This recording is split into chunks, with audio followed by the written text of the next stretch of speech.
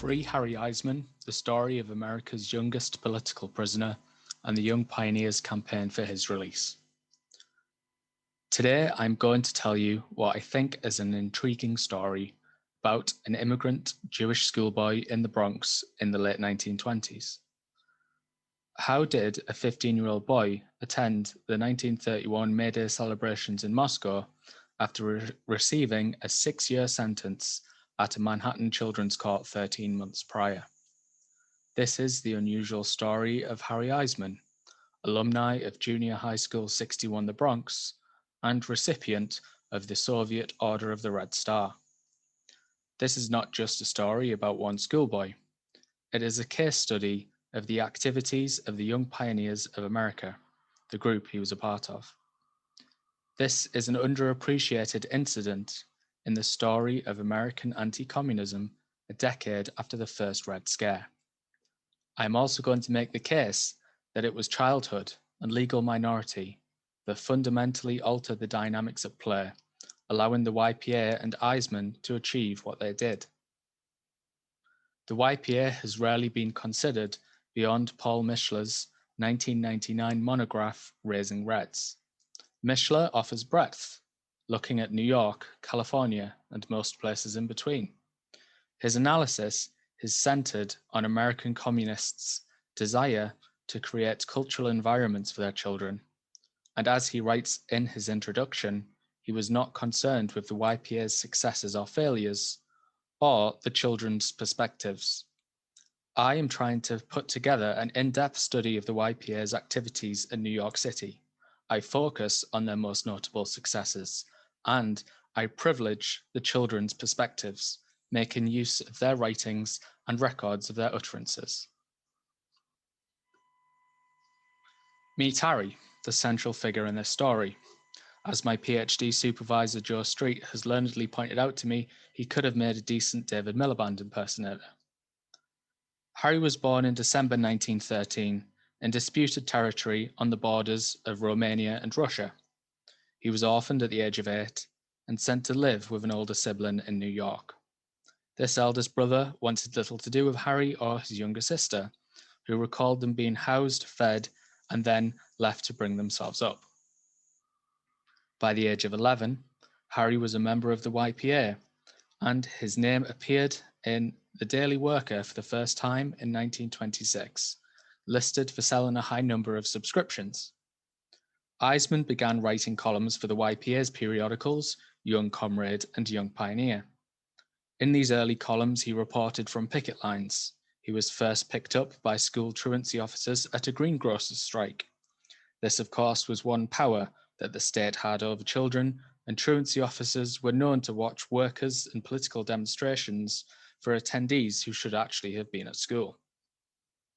Eisman wrote of the importance of, quote, supporting downtrodden workers against the boss class, end quote, regardless of the consequences.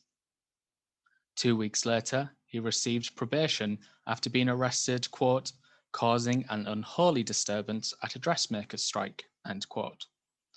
This is a very brief summary of events that bring us to 1928.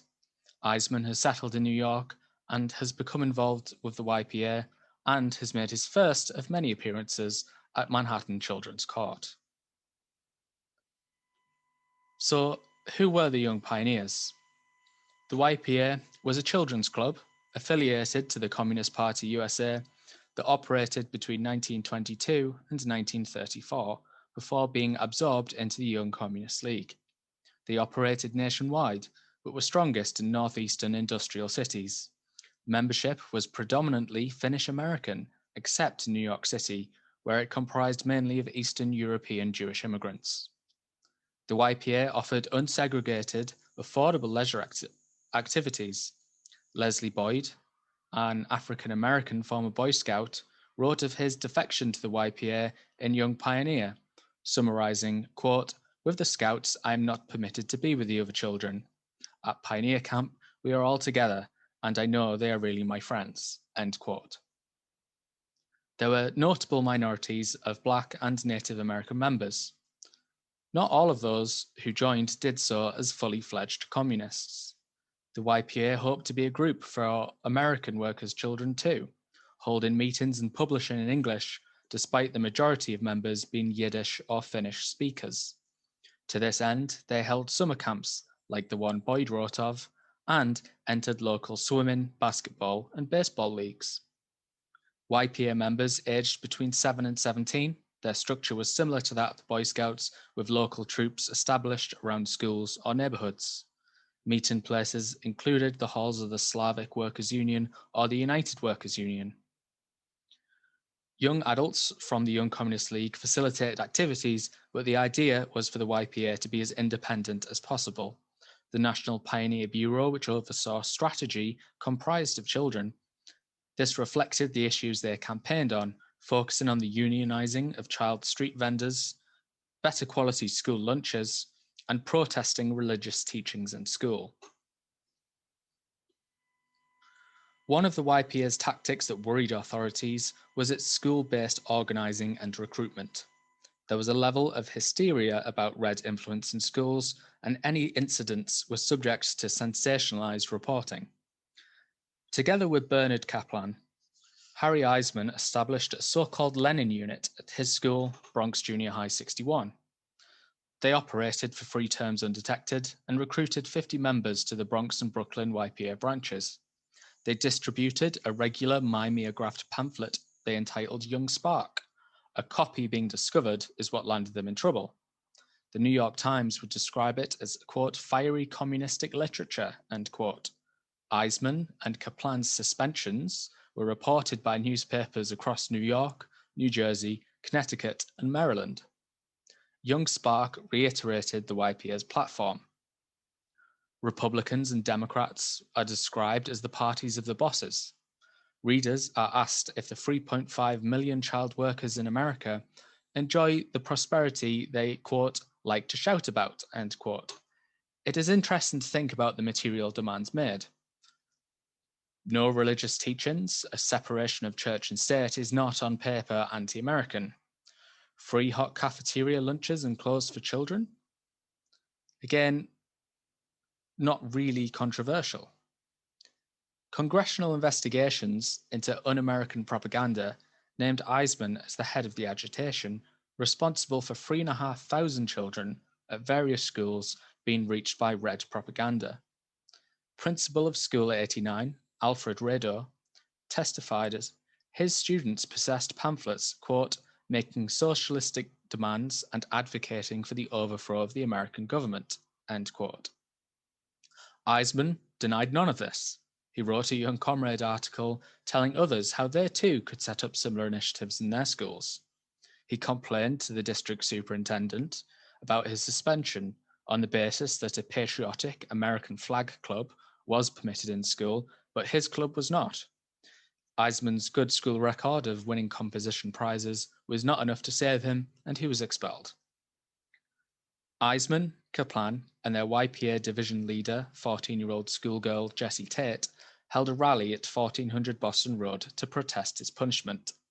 This involved pledging allegiance to the red flag, speeches from all three, and the singing of communist songs. The New York Daily News reported on the event, remarking on their apparent lust for attention, with attendees even offering to pose with their placards for a photographer. The papers did not learn a lesson here. Eisman and the YPA wanted attention, even if it came in the form of condemnation. Outside of school-based organising and joining picket lines, one of the main priorities of the YPA was disrupting the activities of their rivals, the Boy Scouts. They saw them not as just a children club, but as political enemies. The YPA line was, quote, that the Scouts were a capitalistic, militaristic organisation and a tool of the imperialist US government, end quote.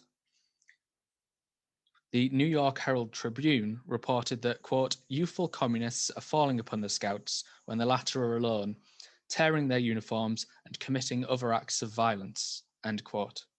Congressional inquiries would later hear of several examples. The June 1929 edition of Young Pioneer called on readers to, quote, smash the Boy Scouts, end quote, as they set sail from New York the next month for a jamboree in Birkenhead, England. Harry Eisman had just completed his probation following the aforementioned incident at the dressmakers' strike, and was one of a group estimated at around 100 who heeded those calls. The YPA marched down West Street, as photographed in the New York Daily News, and attempted to blockade Pier 14 on the North River. They delayed the departure of the 20,000 gross ton Cunard liner SS Samaria. Newspaper accounts vary, but verbal confrontations turned physical, and riot police were called to the pier. The Brooklyn Daily Eagle reported police were reluctant to use their clubs on young boys and girls who kicked and scratched. Eisman was one of several arrested. Allegations against him included kicking a police horse, biting an officer, and attempting to take the officer's club. This resulted in his 6th appearance at Manhattan Children's Court in a 12-month period. He was adjudged delinquent and sentenced to 6 months at Hawthorne Boys Institute, a notorious reformatory for Jews. With Eisman in the reformatory, the YPA launched a Free Harry campaign, asking members to, quote, get Harry out of this hellhole, end quote, and to inundate Superintendent Klein with letters of protest. Eisman staged a hunger strike, demanding to have access to his mail, and authorities agreed when it was only 48 hours old. With the attention on the case, they had little choice. After several scandals, public attention was on reformatory conditions, which, following child-saving progressive reforms, had, at least broadly, to be seen to be good for the inmates there, making a sincere attempt to reform them. They couldn't let him starve, at least with this amount of public attention. Eisman wrote in his 1934 child-targeted book, An American Boy in the Soviet Union, with smug satisfaction at being able to, quote, continue red propaganda on the inside, end quote. Hunger strike aside, this Free Harry campaign was relatively low impact, mainly as the stakes were quite low. Eisman was released on parole by January. A condition of his parole was not to engage in any political activity. The constitutionality of those conditions was never litigated on. If an adult defendant was in the dock, it is more likely this would have been seen as an improper impingement on rights of free speech and assembly. Juvenile courts were not places of due process, however. It was not until 1967 and 1969, respectively, that the Supreme Court would affirm that 14th Amendment due process rights applied to children, and then all constitutional rights. But, as Janet Stainsby comments in the California Law Review, the court did not change the Constitution. It merely pointed out that children were people, and therefore had rights, as did adults. For that reason, I say that Eisman and many other children who appeared at juvenile courts throughout the decades were treated unconstitutionally. At no point did those constitutional rights ever specify that they did not apply to children. Eisman paid no attention to his parole conditions. His release was covered by out-of-state newspapers like the Baltimore Sun and the Reading Times of Pennsylvania. He was met by 200, quote, infant communists, end quote, with an average age of 12. They carried him on their shoulders down 4th Avenue, quote, like a football player, end quote. They carried banners opposing child labour, and some that were of a particularly vulgar nature aimed at Police Commissioner Whalen.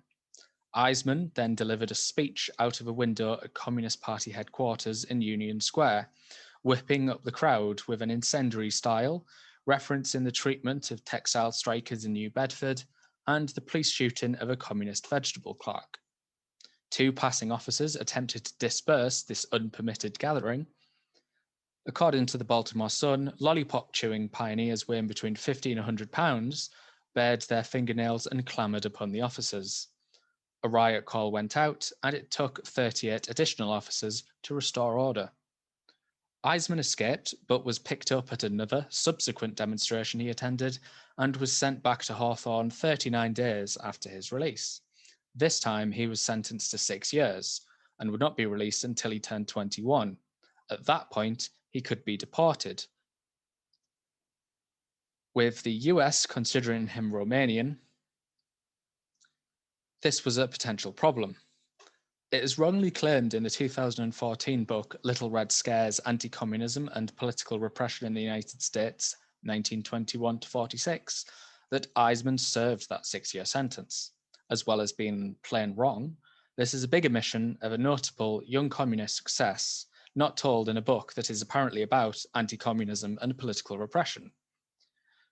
Considerable effort was put into research in the adults raised in the Fish Committee's report, but not Eisman, and I find this very telling about the attitudes towards the children involved amongst the historical profession. The YPA relaunched their Free Harry campaign.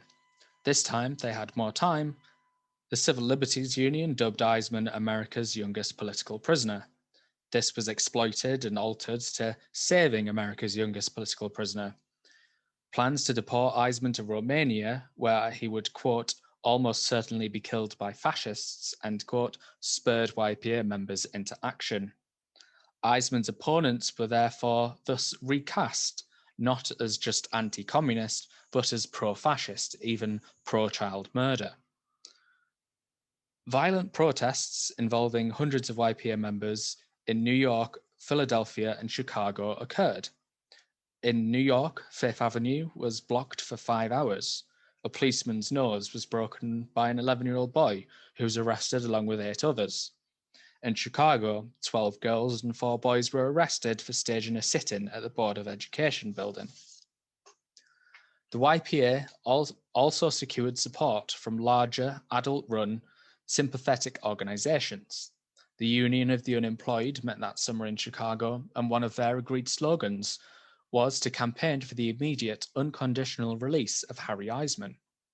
George Clark wrote in The Militant, calling for action to save Eisman. His struggle was a symbolic one of the wider movement, Clark argued, referencing 11 mothers facing jail time after their children were arrested attending strikes, and the recent expulsions of Jesse Tate, Sol Wellman, and Max Weiss from New York schools.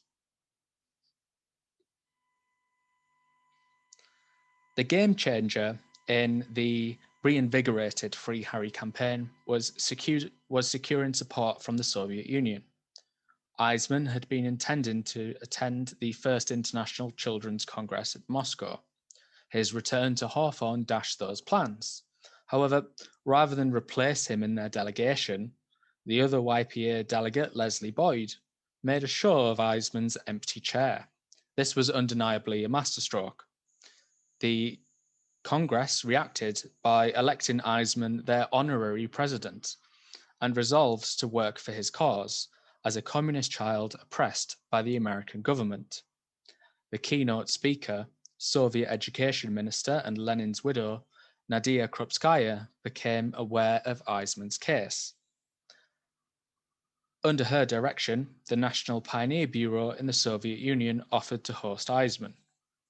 Eisman's ambiguous nationality provided the Soviets with legitimate ammunition to intercede. And this is how a boy with Manhattan Children's Court convictions for disorderly conduct and parole breach became a matter of international diplomacy, his name known in Congress, Moscow, and by the British ambassador. Eisman's release was negotiated, and he sailed on the SS New York for the Soviet Union on November 25, 1930. Now I'm going to quickly bring Eisman's story to a close before stating my conclusions. He toured the USSR, visiting schools and local pioneer groups, attended trade school, and wrote several youth-targeted publications. Several years later, when Eisman was working as a journalist, Soviet school children answered the exam question, "Who is Harry Eisman and where does he live now?" During World War II, Eisman was an infantry lieutenant in the Red Army, seeing action at the Battle of the Don and Stalingrad. He was awarded the Medal for Battle Merit and the Order of the Red Star. Eisman maintained correspondence with influential American communists such as William Z. Foster, and was kept under surveillance by the FBI's Operation Solo at least through to the mid-1960s. He died aged 65 in 1979, leaving a Russian wife and daughter. First, I hope that you agree with me that the story of Harry Eisman is an interesting one. I doubt many people who went to school in the Bronx were at Stalingrad or received the Order of the Red Star. As for the YPA in New York, They were certainly capable of making some noise. They were capable of causing localized disorder and proved capable of recruiting and organizing via schools. They embraced aspects of American culture and repurposed quintessentially American activities like summer camp and baseball for their own radical purposes. They achieved things as a children's club that many adult groups would have struggled with. Their international networking, with Moscow reaching Soviet ministers, was impressive. Orchestrating Eisman's empty chair leading to his release was a display of sophisticated political acumen. Youth, notions of childhood, and legal minority also played their part. Eisman's successful hunger strike demonstrates that. This was, after all, a campaign to release America's youngest political prisoner. At times, minority aided state efforts to suppress the YPA, such as deploying school truancy officers at demonstrations and the relative lack of due process afforded to members in juvenile court. Legal minority also prevented an early deportation to Romania, as it gave Eisman the status as a dependent alien. Eisman became the perfect poster boy, not for what he did, but as a symbolic oppressed child. The YPA's successful campaign to free Eisman from the reformatory school was an interesting episode in a wider conflict between American communism and anti-communism. But it was also a story about America's youngest political prisoner, and youth was a defining element in what Eisman and the YPA could do in New York City. In securing the freedom of their figurehead, they achieved what adult political dissidents would have struggled to. Thank you very much.